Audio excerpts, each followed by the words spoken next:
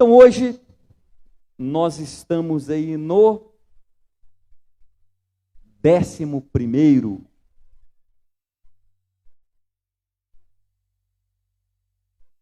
né? 11º profeta da nossa série de mensagens de 12.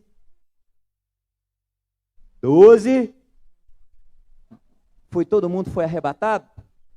Eu acho que não fui arrebatado não, porque eu estou aqui ainda, né? Então eu vou ser arrebatado, você não vai não? Então não foi, então vamos falar 12 homens com uma missão, profetas maiores com mensagens menores. E hoje é o 10º, profetas menores com mensagens maiores. É porque eu já estou preparando os profetas maiores já. Eu já estou preparando os profetas maiores. Mas hoje é o 11º profeta. E hoje é o profeta Zacarias. Então nós vamos falar hoje sobre Zacarias. Então quem é Zacarias? Então são profetas menores com mensagens maiores. E vamos orar primeiro, né? Como nós temos nessa série, nós estamos orando, depois nós estamos lendo o texto. Então curve aí a sua cabeça, feche os seus olhos. Vamos clamar ao Senhor, Pai Santo, Pai amado.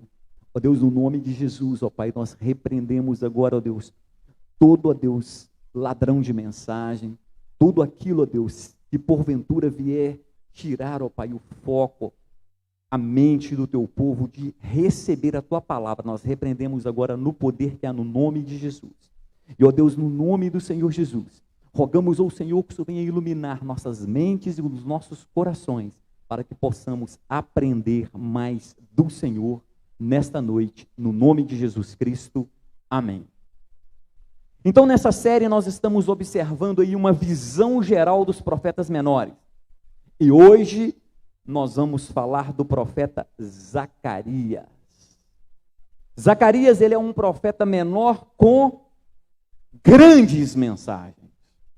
Até agora nós vimos os profetas com uma grande mensagem, mas aqui em Zacarias nós temos grandes mensagens.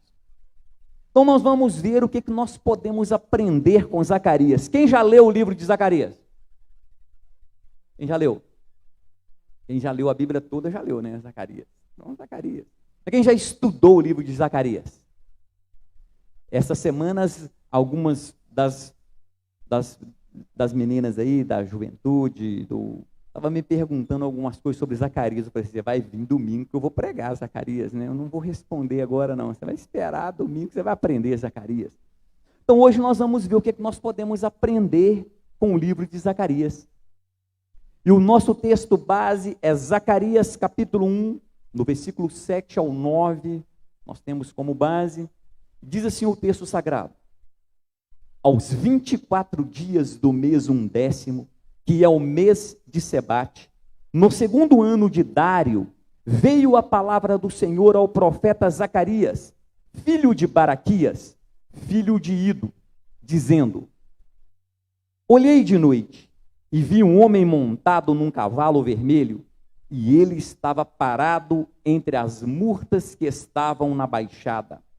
E atrás dele estavam cavalos vermelhos, malhados e brancos. E eu disse: Senhor meu, quem são esses? E disse-me o anjo que falava comigo: eu te mostrarei quem são estes. O tema da mensagem é O Senhor se lembra. O tema que nós temos nessa mensagem de Zacarias aqui é O Senhor se lembra. E um subtema aqui, ou um subtópico aqui é não discuta com Deus. Você já discutiu com Deus? Já? Muita gente falou que já, né? Então o tema aqui é O Senhor se lembra. Não discuta com Deus. Se você discutiu com ele, ele vai lembrar que você discutiu com ele. O Senhor se lembra. Não discuta com Deus. Queridos, este texto aqui, na verdade, ele é um canto. E na verdade, é um belo canto, um belo canto que criou uma bela atmosfera para que nós possamos meditar aqui nesta noite. Então, queremos considerar como tinha sido anunciado pelo profeta Zacarias. Olha só, o exílio babilônico marcou uma grande linha divisória na história de Israel. Havia uma grande linha divisória na história de Israel. E o exílio babilônico, ele marcou essa linha divisória. Houve profetas que profetizaram anos antes do exílio babilônico. Nós estudamos aí, falamos anteriormente sobre os profetas anteriores, então houve profetas que profetizaram antes do exílio babilônico, como Isaías, Miqueias, Amós, Oséias. Outros profetizaram justamente na véspera do exílio babilônico, como Jeremias, e outros participaram do exílio. Então nós tivemos profetas de várias formas, profetas que profetizaram antes, profetas que profetizaram durante e profetas que profetizaram depois do exílio babilônico. E há um grupo de profetas, que vieram depois, e eu quero falar justamente sobre esses. Os profetas que vieram depois, nós já falamos anteriormente sobre alguns deles. Um deles é Ageu. Profetizou depois. Nós pregamos, sobre Ageu. Outro é o que nós vamos falar hoje, Zacarias. E o outro profeta, o que será na próxima semana, que é Malaquias. Então, Ageu, Zacarias e Malaquias profetizaram depois do exílio babilônico. Então, esta noite, nós vamos aprender com o profeta Zacarias. Coube a Zacarias liderar o movimento para a restauração da nação israelita depois do exílio. Depois que eles voltam, eles ficaram 70 anos no exílio, quando eles voltam, e coube a Zacarias liderar esse movimento para restaurar a nação de Israel. Certo que para os que quiseram voltar, nem todos quiseram voltar. Alguns quiseram ficar por lá mesmo, já tinham estabelecido por lá mesmo, já tinham constituído família na Babilônia, já tinha coisas na Babilônia, tinha negócios na Babilônia. Então alguns não quiseram voltar. Alguns quiseram continuar lá na Babilônia. Alguns não quiseram voltar. Mas a Zacarias coube a ele de uma certa forma, a incumbência de liderar aquele povo que quis voltar do exílio, os que quiseram voltar depois que Ciro deu um decreto por volta do ano 539 a.C. A Bíblia nos diz que pouco tempo depois, e não temos uma data definida, Ciro baixou um decreto. Ciro baixou um decreto permitindo que os israelitas voltassem para a sua terra. Mas a Babilônia, ela tinha se tornado bastante atrativa, mesmo para aqueles judeus. Como hoje nós vemos que o mundo tem se tornado bastante atrativo mesmo para muitos cristãos. Uma festinha tem se tornado mais atrativo. Um show, uma partida de futebol, às vezes tem se tornado mais atrativo para muitos cristãos do que estar na casa do Senhor. E nós vimos que isso aconteceu. Alguns preferiram ficar na Babilônia, porque a Babilônia, ali na Babilônia, eles tinham coisas que eram bem atrativas para eles, eles preferiram ficar ali. E somente uma minoria quis voltar. Uma minoria quis voltar. A maioria já tinham lançado raízes profundas na terra do exílio. E nós podemos imaginar que apenas um remanescente, a parte mais fiel e religiosa da nação, é que realmente ouviu a palavra do profeta, convidando o povo a sair da Babilônia. Eles foram libertos. Podia ficar lá ou podia ir embora, mas o profeta falou assim: vamos embora, vamos voltar, vamos reconstruir a nossa terra. Então apenas a minoria deu ouvido à palavra e voltou à terra para reconstruir a nação, reconstruir a cidade e reconstruir também o templo. E a tarefa de Zacarias era de encorajar o povo. Zacarias recebeu uma tarefa de Deus para encorajar o povo que tinha voltado, que já estava na terra há 10, 15 anos. E ele começou a profetizar. Ele começou a profetizar no segundo ano do rei Dário. E isso corresponde ao ano 520 antes de Cristo.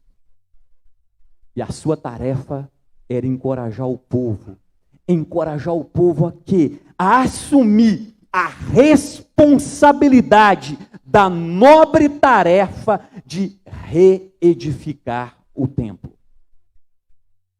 Assumir a responsabilidade de fazer com que a luz do conhecimento de Deus brilhasse de novo no meio do povo, no meio da nação.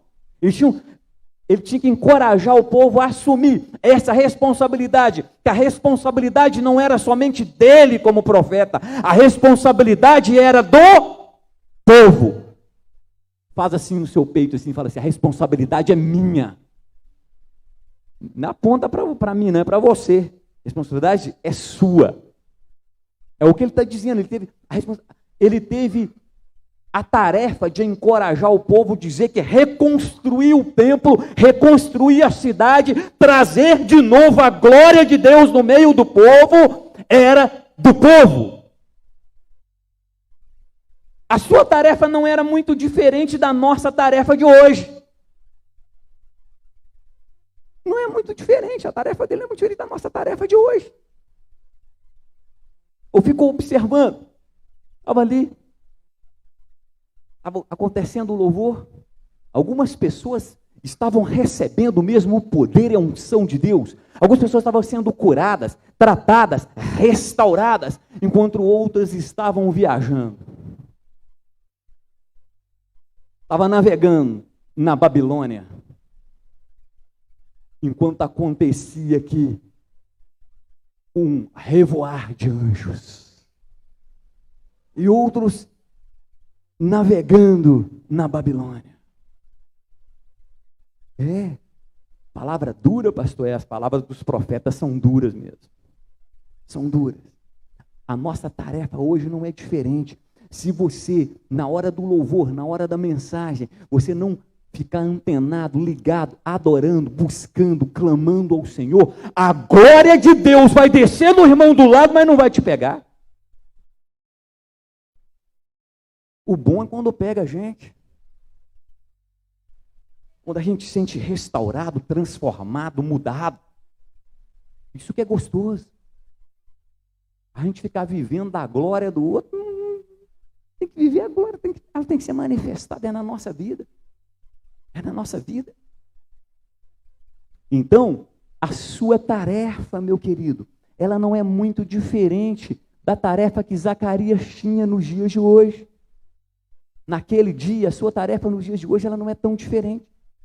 Daí, nós vemos a importância dessas mensagens de Zacarias para nós que vivemos também numa época em que nós estamos reconstruindo vidas, restaurando uma igreja, preparando para a volta do Senhor Jesus. Hoje nós estamos preparando uma igreja para a volta de Jesus. Hoje nós estamos preparando a noiva do Cordeiro Santo de Deus para a sua volta, para bodas do Cordeiro. Então a nossa tarefa ela não é diferente da tarefa que Zacarias tinha. E quando nós começamos a ler aqui, estudar sobre Zacarias, nós vemos que Zacarias, ele tem muito em comum com o profeta Daniel. Muito em comum que se tem Zacarias com Daniel. Eles foram quase contemporâneos. Não mais de 20 anos separam as últimas profecias de Daniel das primeiras profecias de Zacarias. Não é mais de 20 anos que Daniel profetiza, não pouco, menos de 20 anos depois, Zacarias dá a sua primeira profecia. E ambos usam uma linguagem bastante pitoresca, usando muito simbolismo e uma linguagem quase que apocalíptica. Características dos livros de Daniel. Zacarias é o Apocalipse. Daniel, Zacarias e Apocalipse no Novo Testamento são livros similares. Na verdade, esses três livros, eles são como se fossem uns desenhos animados. Quem gosta de assistir desenho? Eu. Então, eles são como uns desenhos animados. Como assim, pastor? Desenho animado? Tem tudo na Bíblia. Na Bíblia também tem desenho animado. Desenhos animados. Daniel, Zacarias e Apocalipse. As pessoas, quando leem Zacarias, elas veem ali na verdade não é umas visões. Tem umas visões em Zacarias. E as pessoas lendo essas visões dadas por Zacarias, das quais, respondendo a pergunta de quem me perguntou aí, há 7 visões. Você perguntou para mim, quantas visões tem em Zacarias? 7. Há 7 visões. Os primeiros 8 capítulos desanimam-se. Por quê? Quando a gente vê, a gente pensa que é visão muito difícil. Muito difícil. Mas elas são como desenhos animados. E que tem uma mensagem simples. E essa mensagem, ela comunica o povo judeu através do profeta, mediante um simbolismo próprio dos livros apocalípticos. Jeremias fala dos 70 anos que duraria o cativeiro babilônico. Daniel, no capítulo 9, também faz referência aos 70 anos. E Zacarias tem em mente que os 70 anos já se passaram. Já passou. O que passou? Passou. Então, os outros fazem menção que virá, que está acontecendo os 70, e Zacarias já traz em mente que os 70 anos se passou. Portanto, se passou, era um tempo de tomar a peito, a força, a tarefa de restaurar o templo que estava em ruína em Jerusalém. Tinha que ficar lamentando. Tinha que batalhar, restaurar. As cidades de Judá estavam desoladas. E veio o anjo. O anjo, portanto, suplicava que Deus tivesse compaixão de Jerusalém. É, portanto, aqui uma mensagem de encorajamento. Uma mensagem que reafirma e reassegura que aquele povo desanimado até com Deus, desanimado do amor de Deus, desanimado do zelo de Deus, aquele povo estava desanimado. No ponto de vista humano, as circunstâncias, elas eram desencorajadoras. Por quê? Estava tudo destruído. Tentaram construir 10 anos, 15 anos, nada.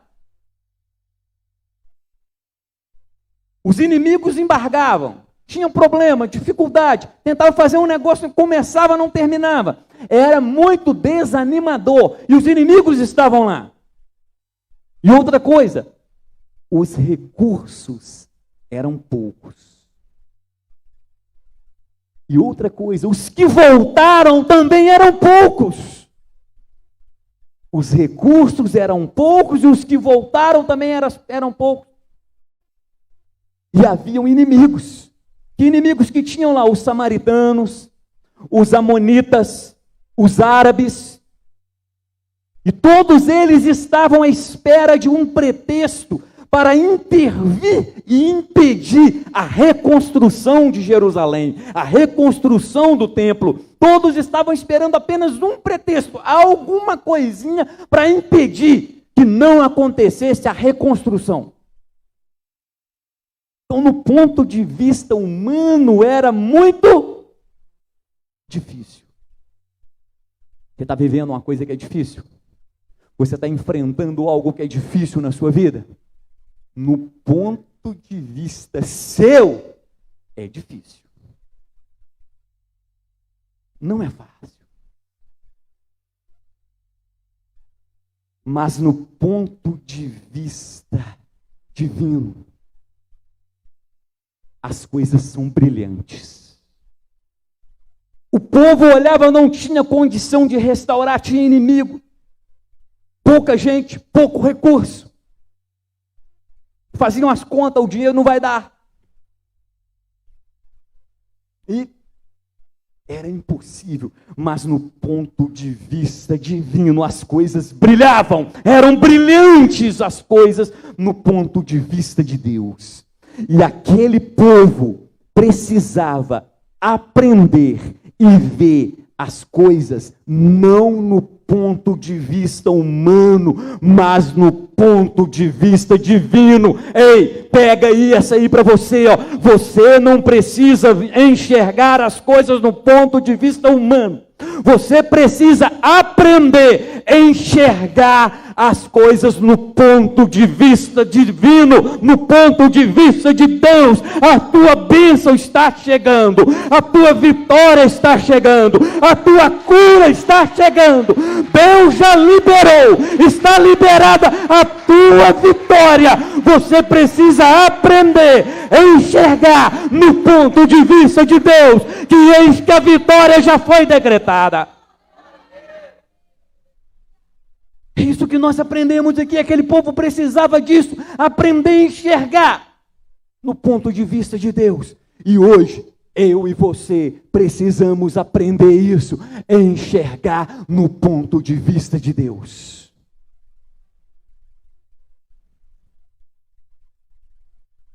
Eu creio que esta é a razão que nos trouxe aqui nesta noite. E essa é a razão que nos traz à igreja a cada dia, a cada culto. É para vermos as coisas no ponto de vista divino.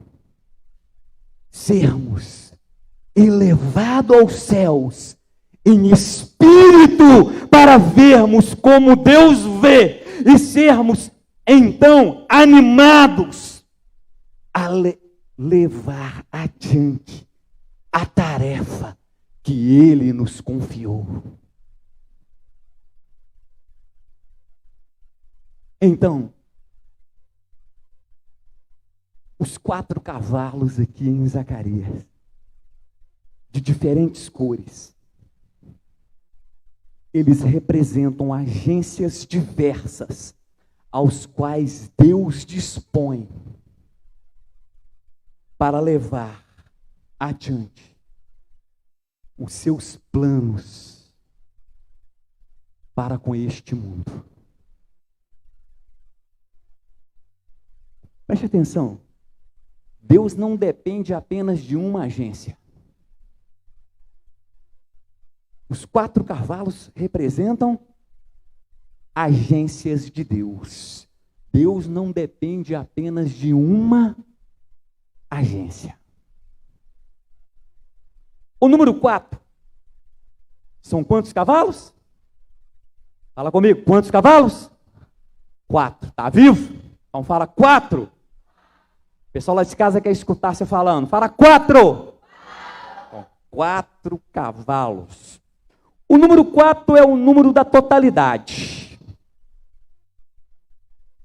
Como nós vemos aqui logo após a segunda visão. A primeira visão ele vê 4 cavalos. Logo após a segunda visão nós vemos aqui os cavalos de diferentes cores. Isso quer dizer, diferentes agências patrulham a terra. Diferentes agências patrulham a terra, levando informações.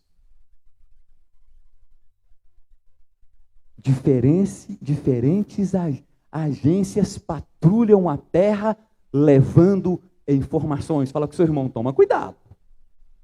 Você está sendo vigiado. E esse Wi-Fi não cai não, esse aí não cai não. Isso não cai não, o Wi-Fi na terra cai, do céu cai não. Então, você está sendo patrulhado. E eles levam informações. Deus, ele tem um serviço perfeito de comunicações. O serviço de comunicação de Deus é perfeito. Nunca você vai pegar e vai ligar e vai falar assim, este número não está recebendo chamada. O serviço de comunicação de Deus é perfeito. Nunca você vai mandar o WhatsApp, vai ficar só um negocinho lá. Vai ficar 2 ainda azul. Vai ficar. Por quê? O serviço de comunicação de Deus, ele é perfeito. E o que esta visão nos quer indicar? Primeiro, preste atenção, pega essa visão aí, ó. Nós não estamos sós neste mundo. Nós não estamos sós neste mundo. Aqui nós vemos claramente Zacarias afirmando e reafirmando: Deus sabe tudo ao nosso respeito. Deus sabe tudo de você. Tudo. Você não consegue esconder nada dele, ele sabe tudo. Até o que você vai fazer amanhã, ele sabe.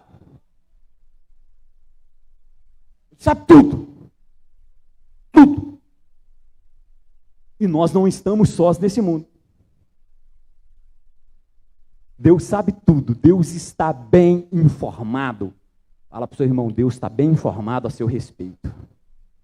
Deus está bem informado ao seu respeito. Deus sabe tudo. Ele é onisciente. Ele é onisciente. Mas, para tornar essa ideia de onisciente mais concreta, para nós seres humanos, é usada essa linguagem simbólica de cavalos patrulhando essa terra. Isso é uma simbologia, não quer dizer que existe 4 cavalos, não é simbologia. É que os olhos de Deus estão em todos os lugares. Ele vê tudo. É o que Zacarias está falando aqui. Esses 4 cavalos simbolizam que Deus está vendo tudo na terra. Tudo na terra. Então, a grande mensagem da primeira visão é que Deus ama o seu povo. Deus te ama. É a grande mensagem. Deus ama o seu povo.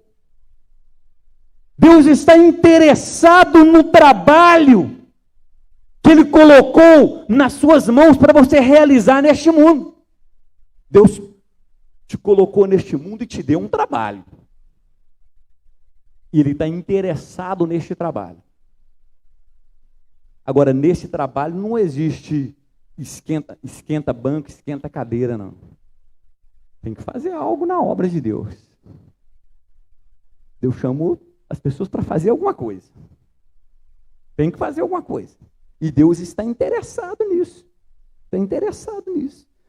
E Deus dispõe de recursos imensos para te ajudar e te capacitar a desempenhar o papel para o qual Ele te chamou. Cabe ao homem, então, pela fé, pôr a sua confiança em Deus e trabalhar em harmonia com a direção divina. Tem que trabalhar em harmonia com a direção divina. Não existe o meu jeito, existe o jeito de Deus. Não existe a minha forma, existe a forma de Deus. Não existe o meu tempo, existe o tempo de Deus. Não existe a minha hora, existe a hora de Deus. Tanto quando os profetas iam falar, eles falavam assim, a hora do Senhor chegou. E não falava que a hora do Léo chegou, falava a hora do Deus Todo-Poderoso chegou na vida do Léo. Assim. A segunda visão, ela ainda é mais curta e mais fácil. Lá no versículo 18, Zacarias diz assim, levantei os olhos e vi, e eis 4 chifres. Primeira visão é 4 cavalos. 4 cavalos. Cavalo representa o quê? Que Deus sabe de tudo. Os olhos de Deus estão em todos os lugares. Deus sabe de tudo. Tudo ao seu respeito. Não tem que você esconder nada dele. Ele sabe de tudo. E a segunda visão nós vemos aqui que são 4 chifres. 4 o quê? O que significa chifre? Antes de eu falar para você o que significa, nós encontramos também chifres em Daniel 7, Daniel 8, nós encontramos chifres. Chifres representam lá em Daniel potências inimigas do povo de Deus. As potências inimigas do povo de Deus representam lá no livro de Daniel chifres, são representadas por chifres. A mesma coisa aqui. Os judeus tinham sofrido, através dos séculos, na mão de grandes potências, como o Egito. A Síria, que invadiu os países de Israel e capturou Samaria no ano 722 a.C. Então o inimigo tem usado chifres,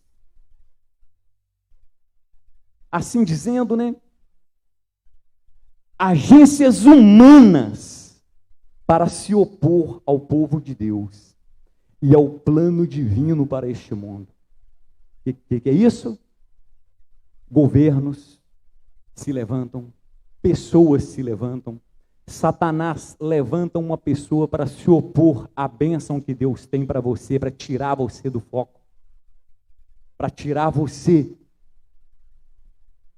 daquilo que Deus preparou e está pronto para te entregar. São os chifres.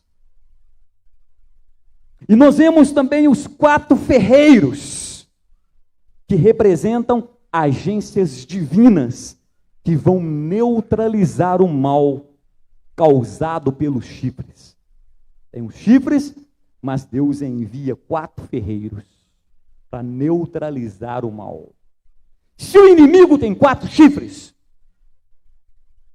Deus tem recursos suficientes para neutralizar todo o mal causado por diferentes ocasiões. De novo, nós vemos aqui o número 4. São 4 cavalos,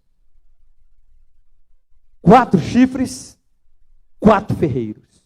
De novo, nós vemos o número 4. O número 4 é o número da totalidade. Os reis da Babilônia costumavam se intitular rei de Babilônia, rei dos 4 cantos da terra. Os reis da Babilônia se intitulavam: eu sou o rei dos 4 cantos da terra. Total. Rei de tudo. Então, o número 4 simboliza totalidade. Quando eles falavam, eu sou o rei dos 4 cantos da terra, era a maneira deles dizer que o número 4 é o número total. Número da totalidade. Nós podemos ver os 4 cantos, os 4 pontos do compasso. Tem uma forma que diz os 4 cantos da terra. Não sei se acha canto, porque a terra é redonda, mas fala os 4 cantos da terra, né? Mas o pessoal de geometria aí pode me responder aí se tem canto no redondo. Mas tem os 4 cantos da terra. Essa é uma linguagem antiga, né? 4 cantos da terra é uma linguagem antiga. Depois que eles descobriram que a terra não era quadrada, que a terra era redonda, aí parou-se de usar no mundo científico 4 cantos da terra, porque descobriram que ela é redonda, ela não é quadrada. Né? Qual que é a lição prática que devemos aprender ou derivar desses desenhos animados aqui? 4 chifres, 4 cavalos, 4 ferreiros. Os ferreiros neutralizando o mal causado pelos 4 chifres. Eu diria aqui que a lição prática é a seguinte. Ela é válida tanto naquele tempo como é válida para os nossos dias de hoje. Pega isso aí de novo para você. Para todo mal tem um remédio. Para todo mal tem um remédio. Isso não é uma bela segurança? Não é? Para todo mal tem um remédio. Então podemos, portanto, pôr a nossa confiança em Deus. Descansar na certeza de que não vai lhe faltar recurso para te socorrer no tempo oportuno. No tempo oportuno você será socorrido e não vai te faltar recurso. Amém? Deus nos oferece graça em todo tempo oportuno. E a sua graça, ela nos permite viver vida cristã coerente. E a sua graça nos permite viver vidas vitoriosas, de dia e de noite. E nós vemos aqui em Zacarias que Deus estava oferecendo a graça dele para aquele povo, naquele tempo. Como Ele está oferecendo essa graça para nós hoje. Deus está oferecendo essa graça para mim, essa graça para você hoje. Deus está dizendo que está aqui, está aqui a graça, no tempo oportuno. Para quê? Para vivermos uma vida como verdadeiros cristãos. Parar de brincar de ser cristão. É ter vida de verdadeiro cristão. Como que um verdadeiro cristão vive? Buscando a santidade. É dizendo não para o pecado todo dia. Toda hora. Pecado. Tem aquela canção que a gente canta, o pecado vem e bate, né? Chama. O pecado vem. E eu digo não. A graça dele nos dá força e coragem para dizer não para o pecado. E nos encoraja a realizar o trabalho que ele nos confiou na sua igreja. Deus te confiou um trabalho. E agora nós partimos para a terceira visão. O que significa medir. E tem um problema aqui nessa terceira visão. Iam reconstruir Jerusalém e alguém queria medir. Nós medimos ali, né? Um pouquinho antes do culto. Medimos a porta ali. Então, eles iam reconstruir Jerusalém e eles queriam medir. Quando você for trabalhar, fazer alguma coisa, você tem que medir, não tem? Tem que medir. Você vai colocar uma porta em um lugar, você tem que medir para ver se vai dar para comprar certinho. Ainda mais se for de vidro, né? Não tem jeito de serrar, né? Se for vidro comum, passa o... Como é que chama o negócio lá? O diamante corta, mas se for temperado, perdeu. Não tem jeito não. Se você bater nele, quebra. Né? Então, tem que medir. Tem que estar tudo medido, certinho. Tem que medir. Aqui, essa terceira visão aqui, alguém pegou algo para poder medir, uma vara, um jovem, aparentemente um jovem com uma visão limitada, pegou e queria medir. Então o anjo, ele correu e pergunta: para onde você vai? Olha só, Deus liberou a bênção. Pega a senha aí, irmão. A senha foi liberada. A bênção foi liberada para você. Deus liberou a bênção. Pegou a trena para medir aí? Pegou? Aí Deus você que falou que pegou, Deus falou com o jovem aqui, ó. Aonde você vai? E ele respondeu: medi Jerusalém para ver qual que é a largura e qual o seu comprimento. O que quer dizer medir? Medir é colocar limites. Medir é colocar limites. Deus liberou a bênção. Oh, glória! Este jovem tinha uma concepção do que seria a futura Jerusalém. Talvez 1 quilômetro de largura, 2 quilômetros de comprimento, e por aí ia passar os muros. Qual que é a lição dessa terceira visão? Eu creio que essa lição aqui, ela salta aos nossos olhos. Que a terceira parte, o desenho animado que nós vemos aqui é o seguinte: não coloque limites naquilo que Deus tem para você.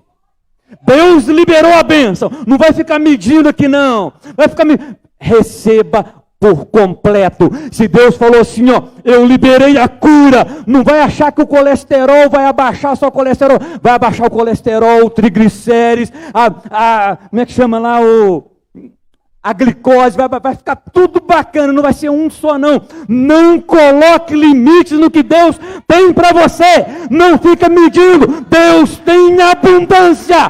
Deus tem abundância para você. Não coloque limites no que Deus tem para você, querido. Nós não podemos colocar limites no que Deus vai fazer a favor do seu povo, a favor da sua igreja. Pela nossa pouca fé, nós estabelecemos limites.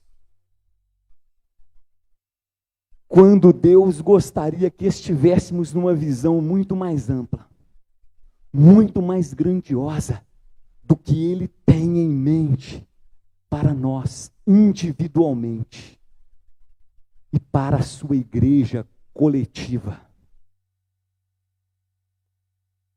E muitas vezes estamos colocando limites pela nossa pouca fé, como aquele jovem queria medir Jerusalém.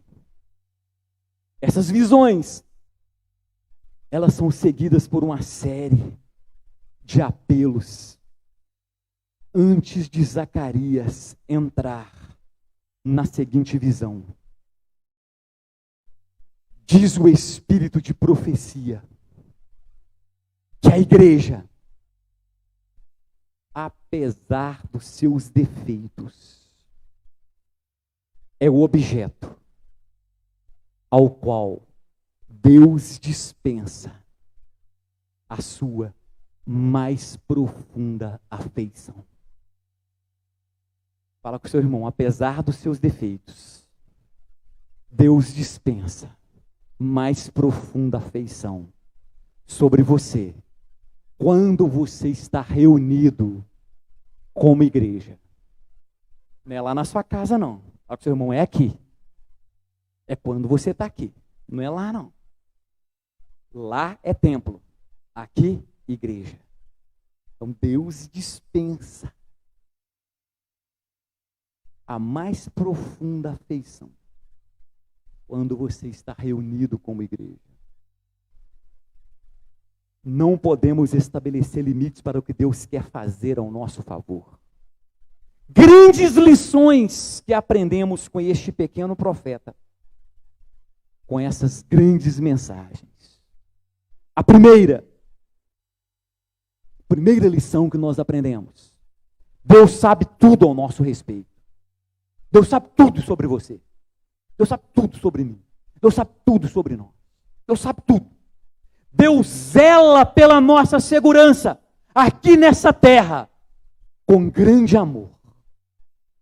Deus zela pela segurança da sua igreja na terra com grande amor. A segunda grande lição é a prática que devemos levar.